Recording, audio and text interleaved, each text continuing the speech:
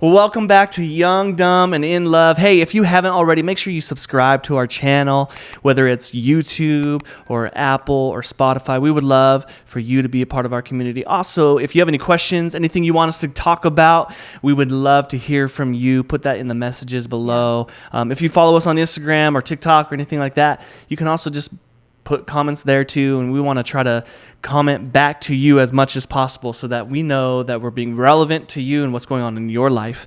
And remember, we're not counselors. We're just people who have been through marriage and life, and we want to do what we can through our experience to help you.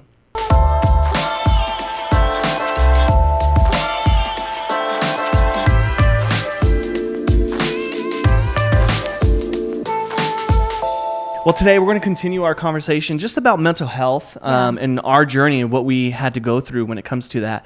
And, we talked about this a lot in our marriage, what Brittany went through, what I have recently gone through, and how we've been able to support each other. And I really, truly believe that the things that we've learned through this, now we're not perfect, but I do believe that we have something to say because we've walked through this and we've been in those shoes. Yeah. And as we share these things, I hope they're practical for you.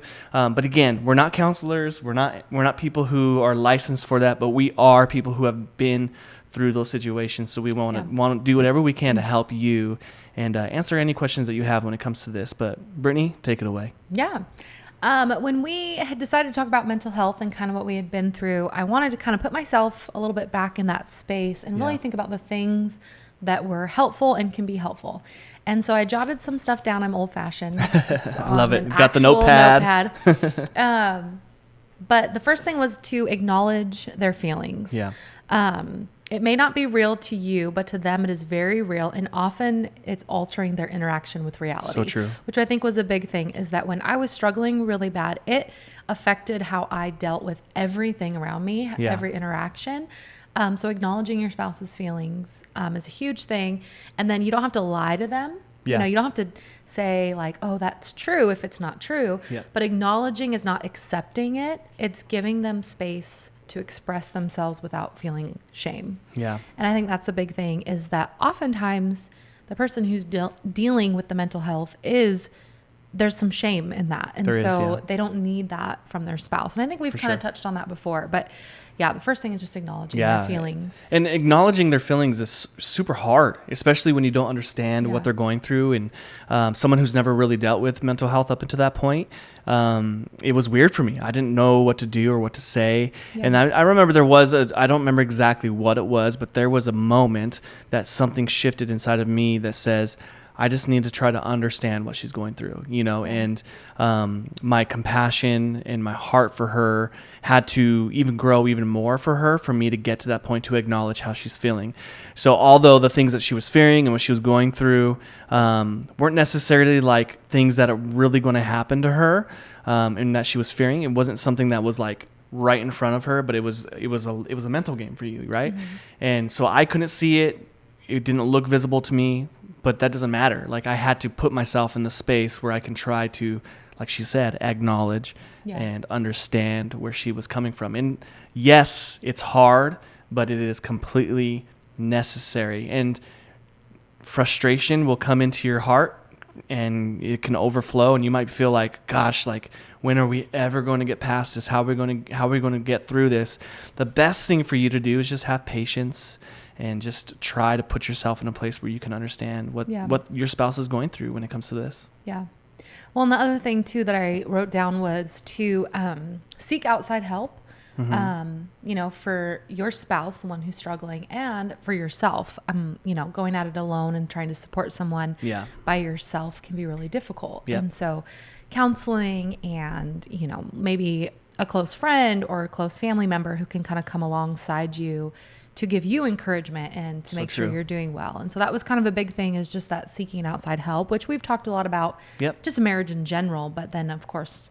And honestly, when it comes to seeking outside help, it's just hard because when you are the person dealing with mental health, you're not typically the one who's going to be the one seeking out help, typically, because you're not healthy. You're not in a good place. Yeah. And so you as a spouse who's not going through it in that moment, the best thing for you to do is reach out to people that will help her. So whether that's a counselor, which I would suggest for sure, friends who can surround her and create space for her to come back to reality, that kind of stuff is super huge. And so that's what I had to do. I had to reach out, get people in her life, have people fly down, call her every day, get her with the counselor and make sure that she showed up to all the meetings. Like all that kind of stuff was super important. Yeah.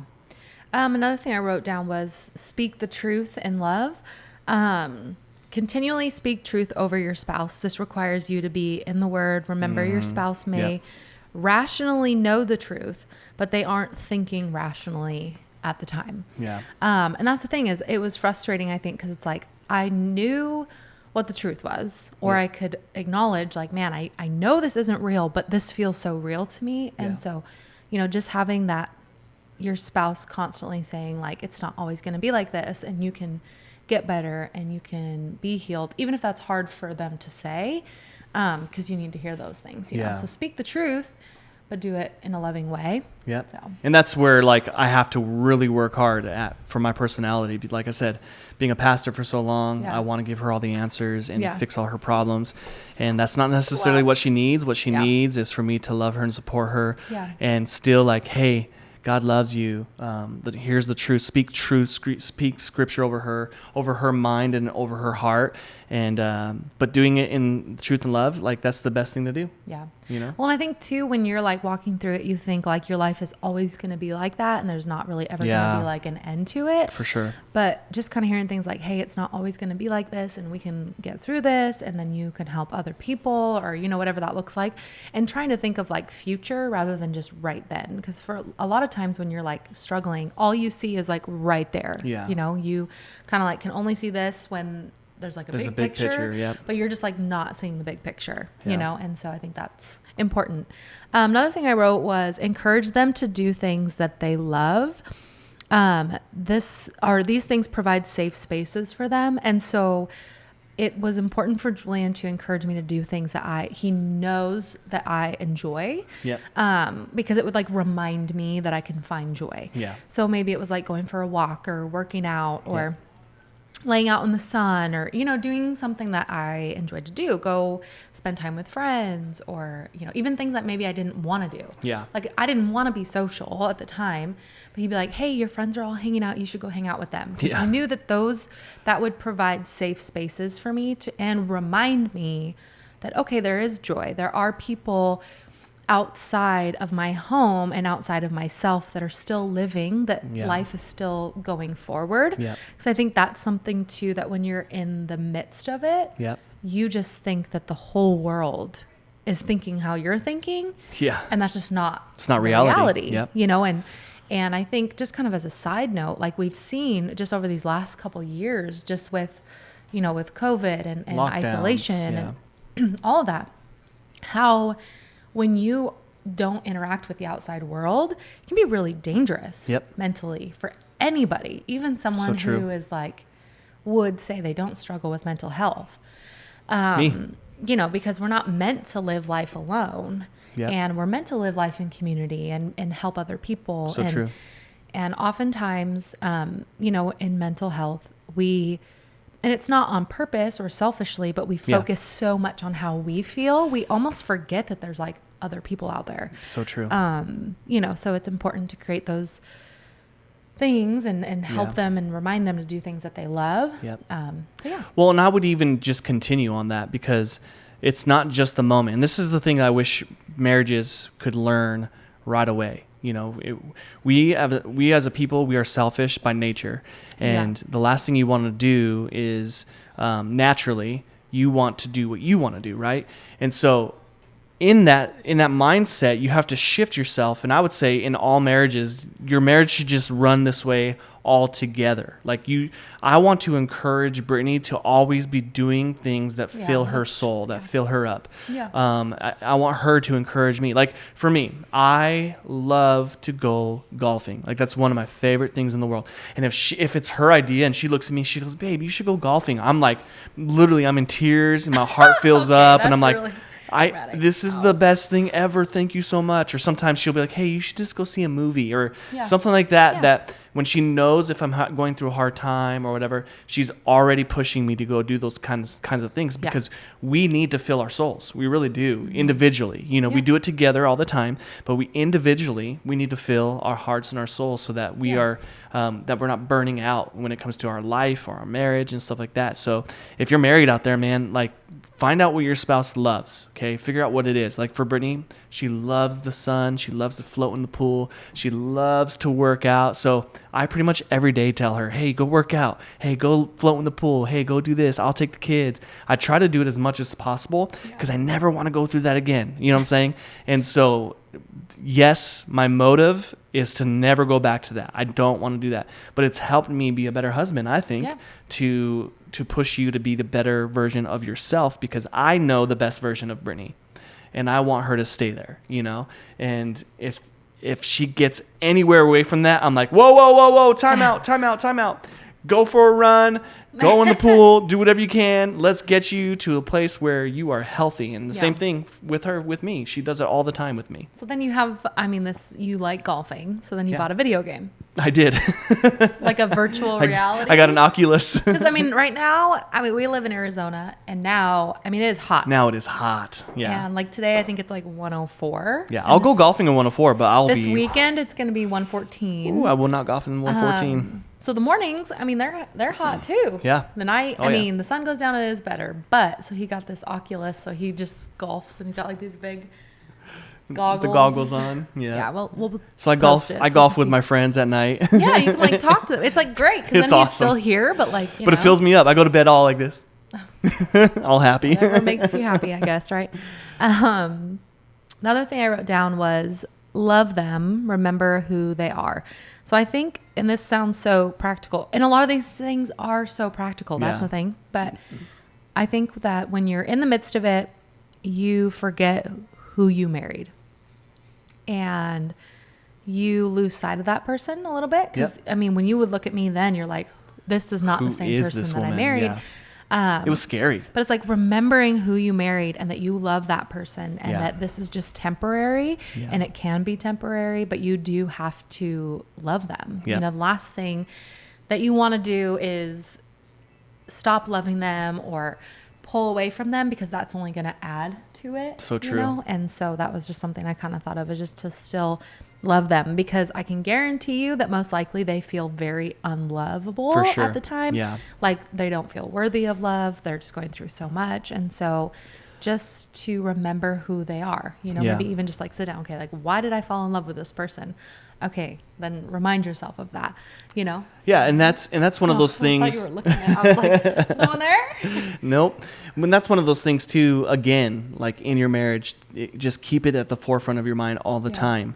Whether it's a good time of your marriage or a bad time of your marriage, like we should always go back to the moment that we fell in love with them, the beginning, because there is something there. There's a reason you fell in love with them, and that person is still there, whether it's deep down inside or just kind of surfaced. I'm telling you, just remember the love that you have for them and who they really are. Me. Yeah, remember me. Oh, don't sing that song. Coco. Don't have to say goodbye, remember me. Ooh, I like the way you rolled your R's. That was really good. Thank you. My Hispanic is totally rubbing off on her. Don't let it make you cry. Don't let it make you cry. Anyway. So love them and then take care of yourself. And I think this is a big thing too. And I wrote self-care so that you can take care. Ooh, that's good. And so for Julian, like he likes to go to the movie, like we were saying. So go to a movie, eat the popcorn, work out, pray, meditate, really, because I think you can't pour from an empty cup. Yeah, and when your spouse is struggling and you have to give even more, if you're running on empty, they already are most likely because they're struggling so bad, then you can't really help. And so it's doing those things to help fill up yourself and take care of yourself. And remember, like you have like a big responsibility, in that season, so just taking care of yourself. And we can kind of expand on all of these or talk more a little bit about it, but that just don't give up. Yeah. Like, don't give up on your spouse. You're battling, but the fight is worth it. Yep. And I think if you could go back and go, okay, like you could have just given up and been like, I can't do this. For sure. Or I don't want to be married. I don't want to be, this isn't the, what I signed up for. Like, you're battling, but the fight is worth it. Yeah. And so now on the other side of it, like, you see like, okay, it was worth it. And I love the life that we've built, but you are battling. It is a battle. Yeah, absolutely. And that's why it's important that you are taking care of yourself too. Yep. It's spiritual. It's deep. It's not just an outside thing. It's a very serious spiritual battle for your spouse. And then we can kind of talk about this. This is part of the don't give up, but there's life on the other side of mental health, and what that looks like.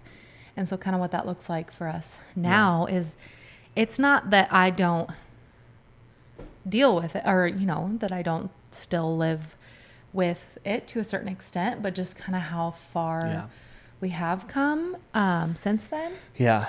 Well, you set up parameters, you set up boundaries, you set up, a thought life, you've set up a way of living so that you don't go back to that place. Yeah.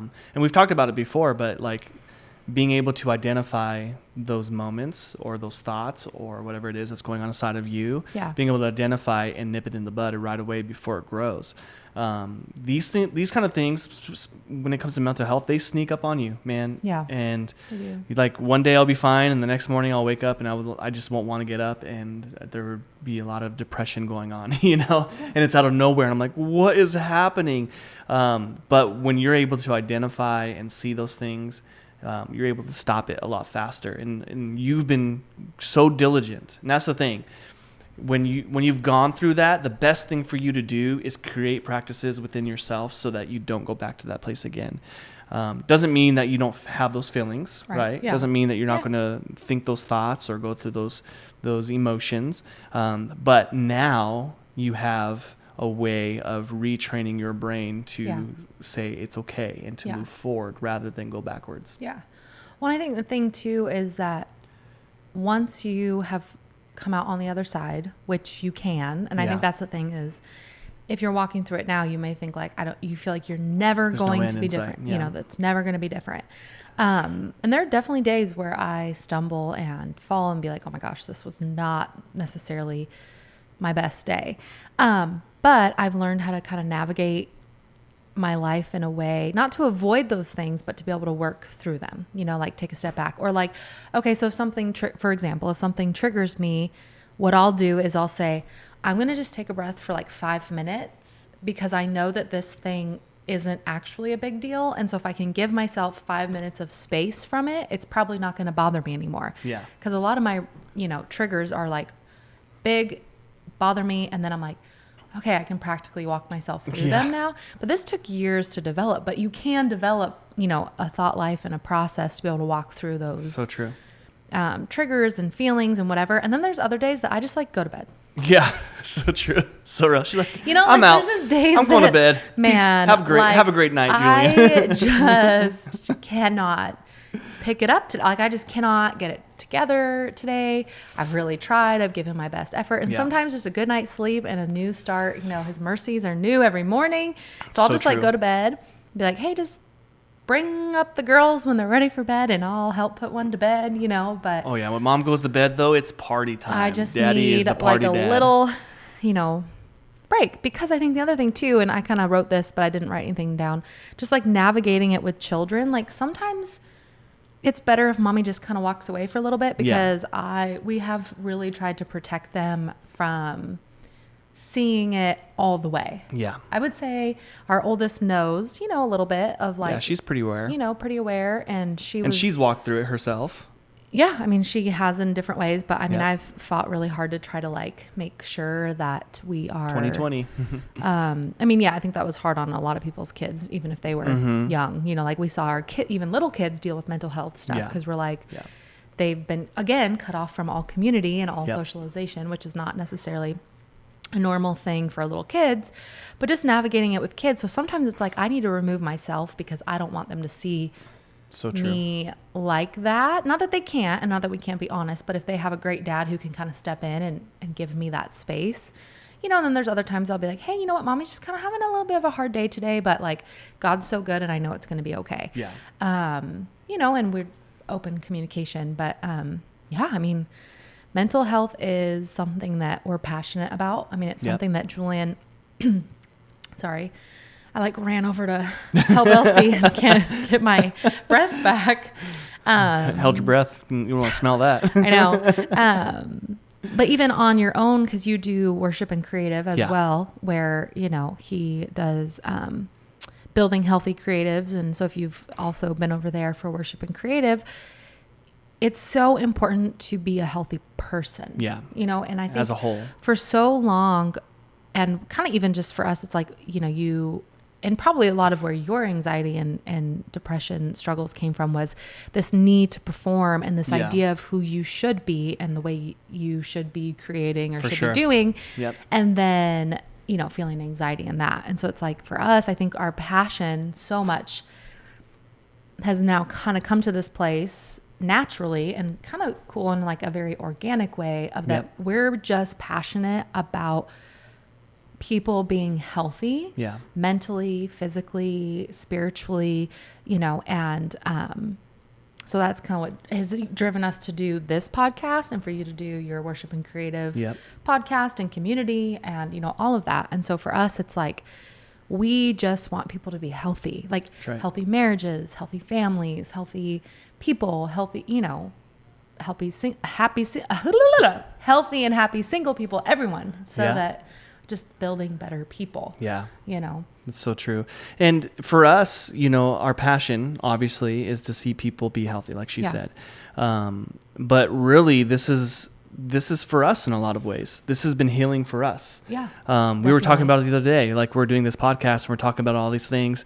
And for us, this has been a healing process because this is the most that we've ever talked about it. We've talked about it, but now we're like really talking about it and getting down to the nitty gritty. We're thinking through the things that we've walked through and we've been through. And when it comes to creating content and all that stuff, we're like, wow, like we've really walked through some things, you know, but we've come out and we've seen the other side. We've seen the light at the end of the tunnel.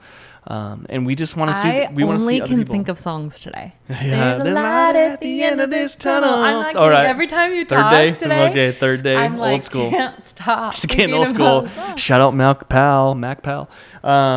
But I'll try to stop. There's a light at the end of the tunnel. I can't stop saying it. We went to a lot of Christian concerts. And we're old. In the day. But listen, I think it's so important for you to lead a life that is healthy, that is communicative. A lot of people deal with health issues because they're not communicating how they feel. And so communication is key when it comes to being a healthy individual, especially when you're married, man. Like if you have a spouse and you're going through it, just do yourself a favor, sit them down, take them to dinner, do something, put yourself in a position where you can just tell them like, hey, I'm struggling, and tell them where you're struggling and let them know how they can help. And if you're the person who isn't struggling and your spouse is, just stop and listen. Yeah. Just listen to what they're saying, what's going on inside of their life. Like she said, we need to acknowledge what they're feeling, acknowledge their thoughts, acknowledge them, let them know that I see you, I hear you, but most of all, I'm here for you, and I will do anything that I can to make sure that you become a healthy individual again, you know? And so for us, I mean, this is kind of a short one, but we're just hitting these real hard. I think we could talk about this for I mean, I feel like I could talk about days. mental health every single week, you know? But I do also feel like we kind of have it. It's kind of like the thing that connects, I feel like every podcast we do. I feel like we always come back to talking about mental being healthy and but we do have some exciting things coming up. Yeah. We are going to start hosting other couples and other people on our podcast over the next couple months, and then we'll continue to have guests. But we will be actually recording this week with your parents. With my parents. Yeah. So that'll be fun. My parents, it's my mom And my stepdad, actually, so my parents have been married, 28 years, a long time. How old are you? Don't say that loud. They've been like 28 years. 28 They've been years. married a long time. Yeah. And, when we, several years back, they walked through a season of infidelity. Yep. And we were actually kind of had a front row seat to that season because we had just moved back to Washington and actually lived in my parents' home During that season. So we had asked them if they would be comfortable coming on the podcast and just kind of talking about what that looked like for them, life after that, and how they, they're still together and how they would say their marriage is actually better now. So they're going to talk about that, which I'm grateful that they're even willing to talk about that because that's, and then we'll also be talking to another couple. Yep. About blended families. And so that is also... Which we can't speak into, really. I mean, you can. A little bit. I mean, obviously, my parents, my mom and my stepdad, who I call my parents, they've been married for a long time. Yeah, and they had one kid together. And they had one kid. Your mom had 2 girls already. Yes, but I didn't have any, he didn't have any kids. So, but they are going to we'll chat blended families. And then we have another couple that they talk about sex. Yeah. So, which I've been telling Brittany, we need to talk about sex, babe. And she's so, it's surprising she's a bit of a prude.